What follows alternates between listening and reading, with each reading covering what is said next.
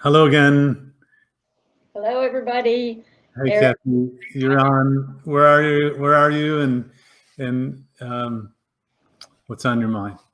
well, I don't know if I can follow that, but I I'll know. do my story. I live in the North Georgia mountains, Rabin County, Georgia. Um, I moved here about 3 years ago because my mom was failing. She had dementia, and we didn't really know how sick she was until I moved in with her. And she started progressively going downhill, and I knew I couldn't leave her at that point.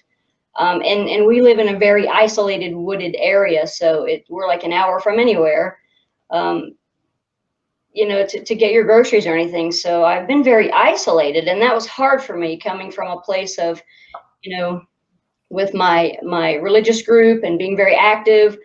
And so now I'm here in the middle of the woods with my sick mom, and I just didn't know what to do. And I started comfort eating. And I've always considered myself to be very healthy. If not athletic. I love to lift weights and run. But here I wasn't doing that. There's some crazy dogs in the neighborhood, so you can't really get out and run because they like to chase you. So that kind of stopped, and I was really busy with my mom. And um, in July, in May, she fell. And that was going to be the end for her, too. She lived 2 more months after that. And that was kind of sudden for us, kind of unexpected. We didn't know that was going to be her downfall. And so I watched her die over a 2 week period, and that just sucked the life out of me. I never thought you could endure so much pain like that. So my comfort eating turned into binge eating. And so I'm having no exercise. I'm feeling hopeless. I'm feeling no motivation. And I'm thinking, I don't even care if these Oreos kill me. That will be my way out of here, out of this emotional pain I'm feeling.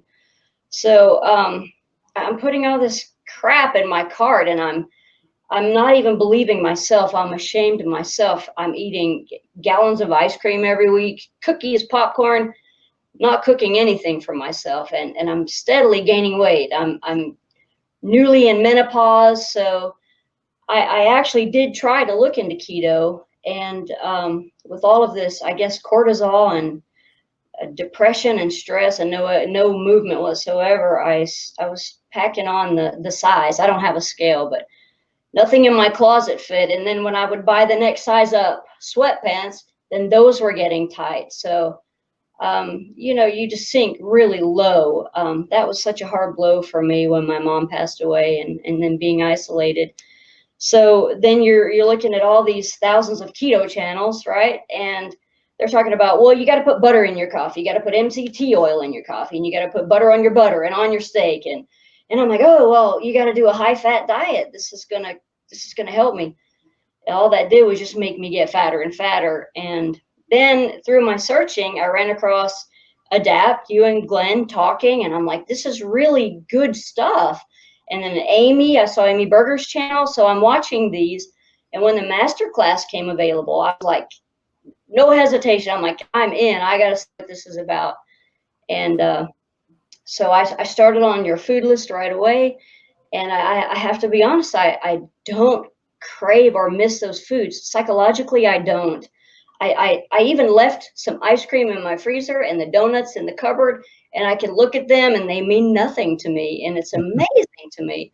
My motivation has returned. I've even picked up my kettlebell again. That hasn't happened in almost 3 years. Let's see, no more depression. My hope has returned. My headaches are gone. I'm sleeping through the night. All of these things were an issue. And so I'm just so thankful for you guys. I can't express that enough. Even my family is seeing a change in me. I thought I was a goner, but Yeah. this has been very helpful. I think that's all I really wanted to say. And even Well, if menopause is still happening to me, it's nothing compared to this routine that you've given me. So thank you you're, from the bottom of my heart. you're very welcome, and your story echoes, and I think a lot of people will um, be inspired by your changes, and just stay tuned because things will just snowball and continue to get better. So thank you so much for sharing your story.